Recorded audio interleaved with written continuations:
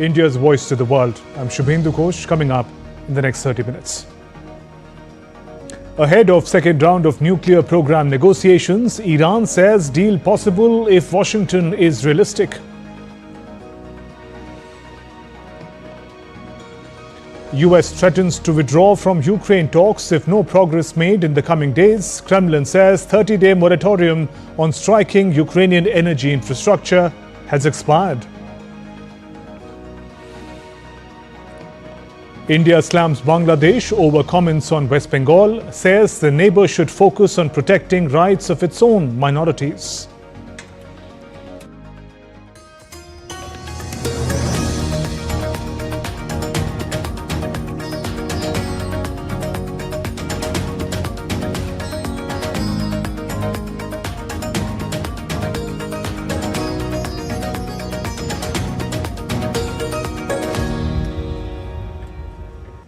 Prime Minister Narendra Modi engaged in a constructive conversation today with American tech billionaire Elon Musk, delving into a range of issues of mutual interest. The discussion revisited topics covered during their meeting in Washington, D.C. earlier this year, underscoring the shared vision for technological advancement. Prime Minister highlighted the immense potential for collaboration between India and the United States in the domains of technology and innovation. PM reaffirmed India's steadfast commitment to advancing partnerships in these areas.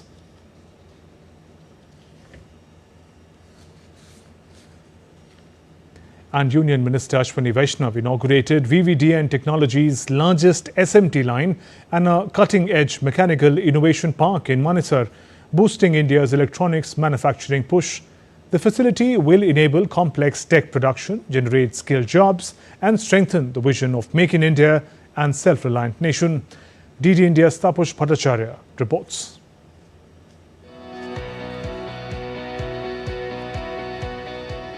In a significant boost to India's electronics manufacturing, Union Minister Ashwini Vaishnav inaugurated VVDN Technologies' largest surface mount technology line and a state-of-the-art mechanical innovation park in Manesar. This SMT line, VVDN's biggest yet, can handle large PCB sizes and mount a staggering 2.5 lakh components per hour, powering high-end products like AI servers, motherboards, and advanced networking gear. In the last 10 years, one of the major success of Make in India program of our Prime Minister Shri Narendra Modi ji's is the big growth, big jump in electronics manufacturing and exports. We are here in a facility which has a design team as big as 5,000 design engineers. And these design engineers are designing some of the most complex products. They are taking a big leap from the legacy systems and designing products where AI is embedded in the product itself.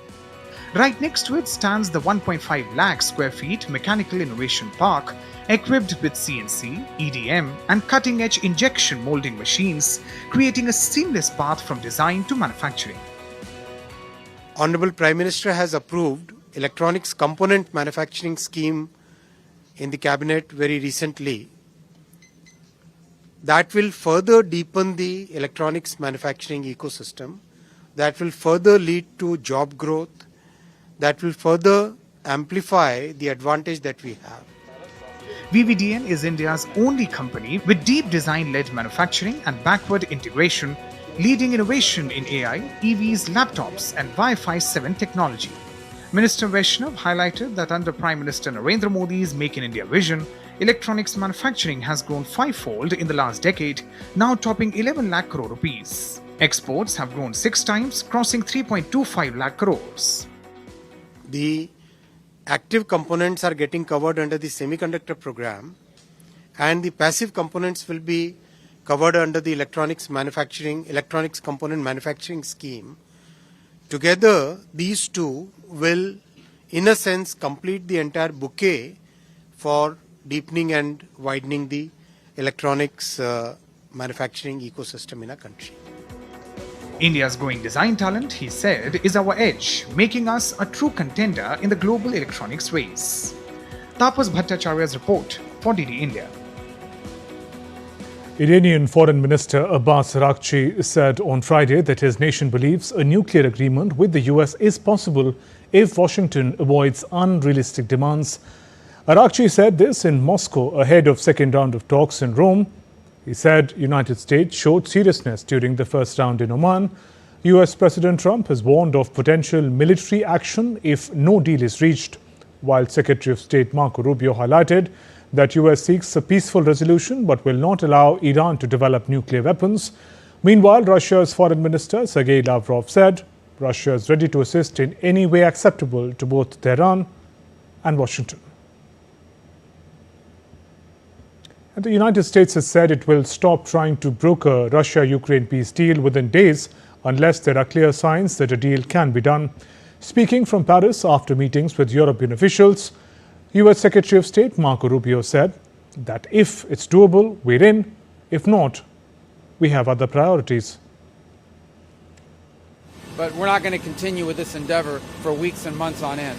So we need to determine very quickly now, and I'm talking about in a matter of days, whether or not this is doable over the next few weeks. If it is, we're in. If it's not, then we have other priorities to focus on as well. High-level talks in Paris on Thursday brought together US officials Marco Rubio, Steve Witkoff, Ukraine and Europe's top three powers to discuss Ukraine's future. French officials called the meeting excellent, noting it marked a renewed European presence at the negotiation table. A new meeting of envoys from the US, France, Britain, Germany and Ukraine will take place next week in London. Rubio later called Russia's Foreign Minister Sergei Lavrov to discuss the Paris meeting. Lavrov and Rubio agreed on the need to maintain prompt communication channels in light of the London meeting next week. US Secretary of State Marco Rubio said that he hoped Europeans could remain engaged in US-led talks towards a Ukraine ceasefire. And so we've talked about outlines of both sides. I thought we had positive meetings yesterday. Obviously, the Ukrainians have to go back home. They have to run it by their president. They have to take into account their views on all of this, and we hope to hear back from them very soon. Meanwhile, the Kremlin said on Friday that some progress had already been made in talks about a possible peace settlement to end the war in Ukraine, but that contacts were rather complicated with the United States. Kremlin spokesperson Dmitry Peskov told reporters that contacts are quite complicated because the topic is not an easy one, adding Russia is committed to resolving this conflict, ensuring its own interests and is open to dialogue. Contacts going on are quite complicated because naturally the topic of peace settlement in Ukraine is not an easy one. Russia is committed to resolving this conflict, ensuring its own interest and is open to dialogue. We continue to do this. Meanwhile, upon his arrival in Italy, US Vice President J.D. Vance met Italian Prime Minister Giorgia Meloni in Rome on Friday, the second meeting in 24 hours following talks in Washington. Vance expressed optimism about ending the Russia-Ukraine war during his visit. He is also expected to attend the Passion of the Lord service at St. Peter's Basilica and visit Castel Sant'Angelo. We have a couple of important issues to discuss today. I want to update the Prime Minister on some of the negotiations between Russia, Ukraine, and also some of the things that have happened. Even in the past 24 hours, we think we have some interesting things to report on, of course, in private. So the negotiations, I won't prejudge them, but we do feel optimistic that we can hopefully bring this war, this very brutal war, to a close. And Kiev on Friday said it aims to complete talks by the end of next week about the deal with Washington, D.C. on jointly exploiting the Ukrainian mineral resources. An agreement Ukrainian officials hope will go some way to firm up softening of US support for them in the war with Russia. Though the terms of the eventual deal are not finalized, Washington has signaled it expects to have privileged access to Ukraine's natural resources by way of repayment for US military support for the countries over the past 3 years. Late on Thursday, US and Ukrainian governments signed a memorandum of intent signaling their intent to finalize the minerals deal.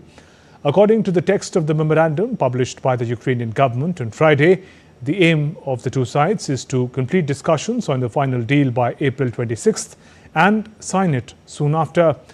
The memorandum said Ukrainian Prime Minister will travel to Washington at the start of next week to meet US Treasury Secretary Scott Bessent and work on the deal together. President Trump indicated a possible easing of tariff tensions with China, suggesting he may not raise tariffs further to avoid discouraging consumer spending. While he previously imposed 10% tariffs and later increased rates on Chinese imports, both US and China now appear less inclined to escalate the trade conflict. Here's more.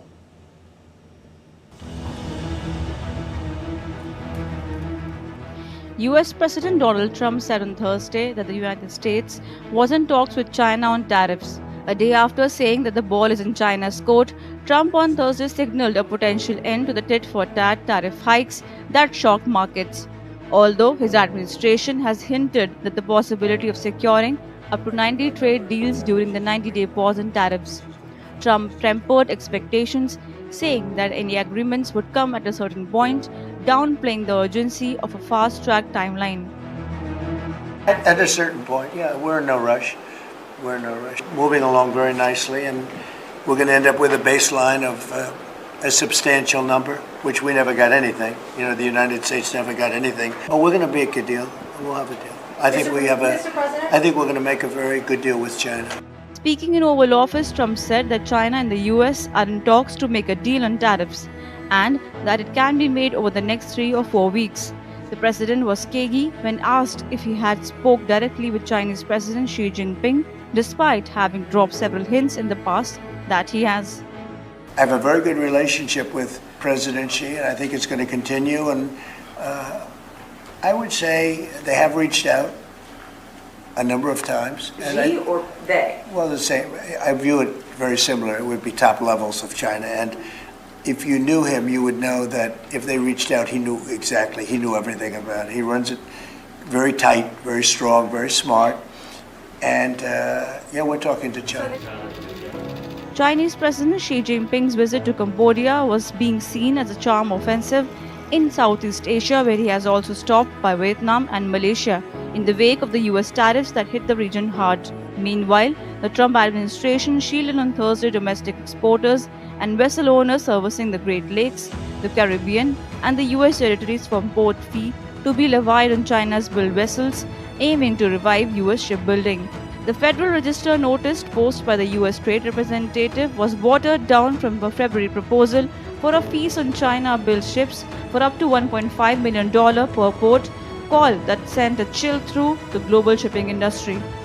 Bureau Report, DD India. And the United States unveiled new port fees on Chinese-built and operated ships on Thursday in a bid to boost the domestic shipbuilding industry and curb China's dominance in the sector. The move, which stems from a probe launched under prior administration, comes as the United States and China are locked in a major trade war over President Trump's tariffs. U.S. Trade Representative Jamieson Greer said in a statement, ships and shipping are vital to American economic security and the free flow of commerce. He also said the new fees, most of which will begin in mid of October this year. And US strikes on a fuel port in Yemen killed at least 58 people in one of the deadliest since the United States began its attacks on Iran-backed militants. Houthi-run Al Masira TV says that 126 people were also wounded in Thursday's strikes on the western fuel port of Ras Isa, which the US military said aims to cut off a source of fuel for the Houthi militant group. United States has vowed not to halt the large-scale strikes that began last month in its biggest military operation in the Middle East since President Trump took office in January, unless the Houthis cease attacks on Red Sea shipping.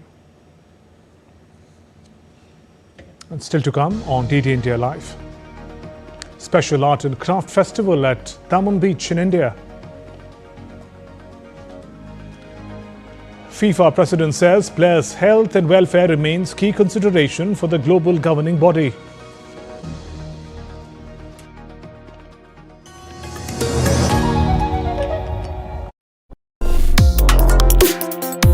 Complex issues, hidden agendas, twists and turns, strategic games. We think all dots are linked. We just need to connect them. Join me every week as I connect the dots to unravel hidden designs in statecraft, mysteries, and decode issues that matter to you. Watch Connecting the Dots with me at these times on DD India.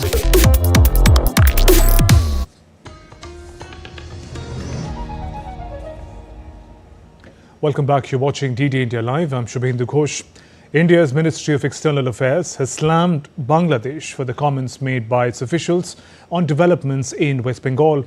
The MEA in a statement says, and I quote, "We reject the remarks made by Bangladesh side with regard to incidents in West Bengal. This is a barely disguised and disingenuous attempt to draw a parallel with India's concerns over the ongoing persecution of minorities in Bangladesh, where the criminal perpetrators of such acts continue to roam free. Instead of making unwarranted comments and indulging in virtue signaling, Bangladesh would do better to focus on protecting the rights of its own minorities." A 3-day crafts and art festival has been organized on the beach of Union Territory of Daman. The festival is being organized through National Institute of Fashion Technology, NIFT. The festival was inaugurated by former Union Textiles Minister and State Railways Minister Darshana Jartosh. More than 50 stalls of handicraft artists from different states of the nation have set up in the craft fair, which will run from 17th to 19th April. The festival, which shows the glimpse of Ek Bharat Shresth Bharat, India's diversity, further strengthens the identity of Daman as Mini India. The main objective of this event is to give the chance to the artisans so that they can showcase their product directly to the public of Daman, as Daman is a tourist spot. Also, about 50 artisans from about 10 states of the country have participated in this event, and I hope that the new generation of Daman will get the opportunity to get the knowledge about the Indian handloom and handicraft sector. A living tapestry of Northeast India's floral beauty, culture and biodiversity, Kaziranga National Orchid and Biodiversity Park. DD India's Mamita Biswas gets us more. Assam is famous for its tea, petroleum and one-horned rhino. But do you know Assam is also famous for its different types of wild orchids? And currently we are at a place where more than 2,000 varieties of orchids are found. So let's have a check. Orchid Park in Kaziranga, located in the northeastern states of Assam, India, is a fascinating blending of nature's beauty and cultural significance. Kaziranga, already renowned for its rich wildlife and the iconic one-horned rhinoceros, is also a home to a diverse range of flora and fauna. However, what many people didn't know was the region is a treasure trove of orchids. Here we have been at 2,000 species of orchids, so mostly collection from Northeast, because nowadays people, they don't know so many wild species found in our nature, no? Even Northeast, even India. So these are complete natural wild orchids. Even our state flower also orchids, see this flower. So this is the state flower of Assam, foxtail orchid. So Assam is found is all purple. You have explained me earlier, which is the smallest. You can explain this one. See this plant. Actually, this blooming season is gone. So this once in a bloom, they 3 to 4 times they can bloom in once in a year. So when it's bloomed, this flower size is only 1.2 mm. Actually, Assam found in 400 species of orchid, in Northeast 900, in India 1500, and all over the world 25,000 to 35,000 species of orchid. So out of India, 90% orchid found in Northeast. But orchids are day by day going to extinct, deforestation, loss of habitat, pollution, and lack of awareness. That's why here we're trying to preserve wild orchids. The idea was not only to preserve the diverse species, but to educate the public about the significance of these orchids, which play a vital role in the ecosystem. For those who visit Kaziranga, a must stop at the Biodiversity Orchid Park is very necessary, because to witness the world of hidden gem of orchid which coexist with the wildlife, with the iconic wildlife of Kaziranga. With camera person Manav, this is Mamita Biswas for DD India. As the world observes the International Day of Monuments and Sites on Friday, Archaeological Survey of India, ASI, plays a special role to protect, restore and promote its vast cultural and natural heritage. It was founded in 1861 by Alexander Cunningham during the British rule, who also became its first Director General. Attached with India's Ministry of Culture, the organization currently administers more than 3,650 ancient monuments, archaeological sites and remains of national importance. Of the 43 World Heritage Sites of India listed in UNESCO's World Heritage List, 26 are maintained by Archaeological Survey of India. These initiatives reflect Indian government's commitment to safeguard the country's timeless traditions and historical treasures.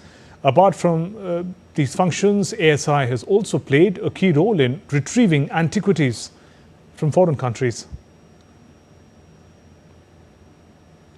Moving on, in a major breakthrough, 22 Naxals, including 9 women and 13 men, surrendered to the Sukma police in the Indian state of Chhattisgarh.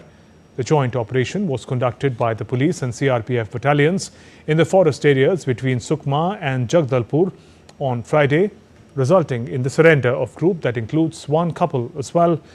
This is part of the Naxal-free village Panchayat, where Panchayat will get an incentive of rupees 1 crore for developmental activities. The surrendered Naxalites had an overall bounty of over 40 lakh rupees. Let's turn to sports now. India's squash players Anahat Singh and Veer Chotrani stormed into the semi-finals of World Championship qualifying event, keeping their hopes alive for the berth at the upcoming World Championships in Chicago. Young sensation Anahat Singh cruised to the straight games victory over Akari Midokawa of Japan, winning 11-1, 11-7, 11-5 in her quarter-final clash.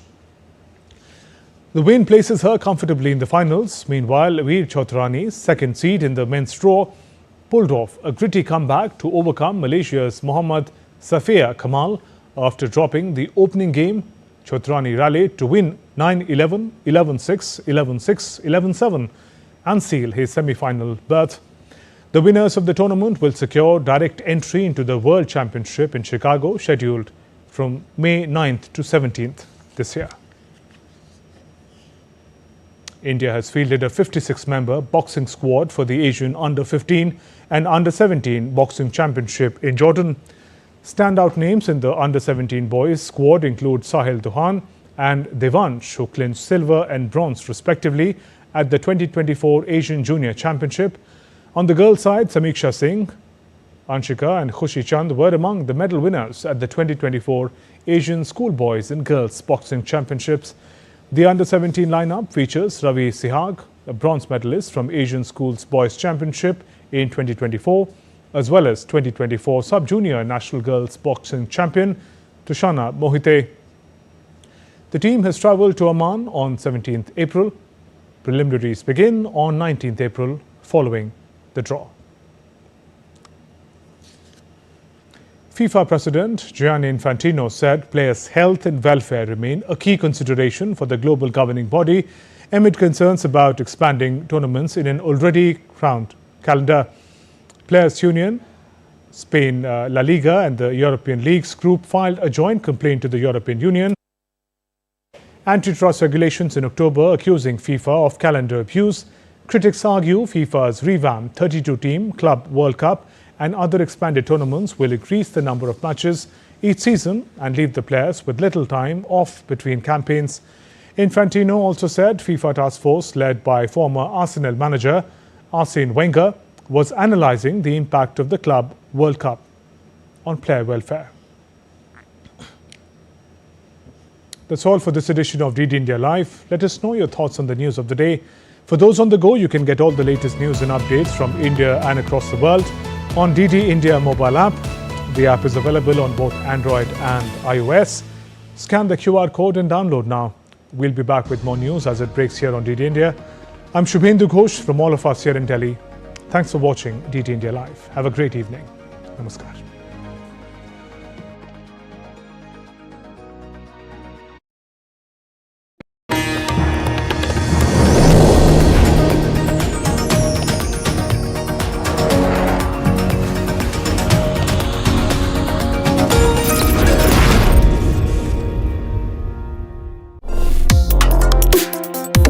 Complex issues, hidden agendas, twists and turns, strategic games.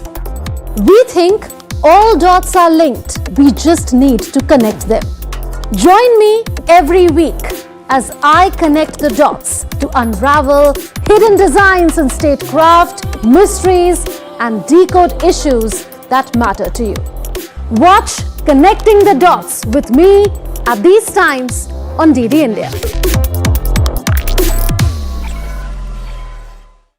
Bharat welcomes the world to a new era of creativity.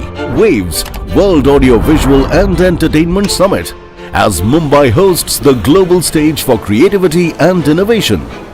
Connecting creators through Creatosphere, where emerging voices rise. Wave Accelerator, where ideas meet global investors. Waves Bazaar, a global marketplace for content. Connecting countries through global media dialogue and industry roundtable. Bharat Pavilion, capturing India's rich history of storytelling. Waves के रूप में भारत एक ऐसा platform बनाने जा रहा है जिसमें दुनिया के एंटरटेनमेंट लैंडस्केप पर उसको बदलने की क्षमता होगी. From culturals to cinema, gaming to animation, fueling the next wave of entertainment.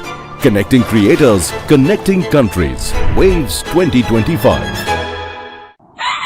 स्वागत आहे to magnetic Maharashtra.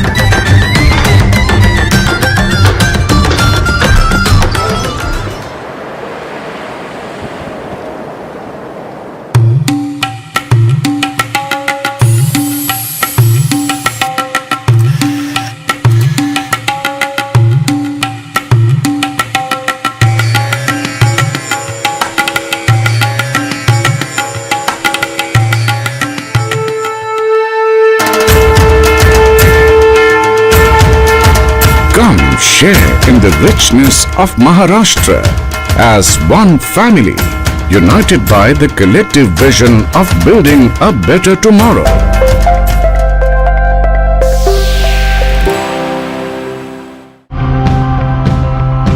Nature gives and we take, and sometimes a little too much.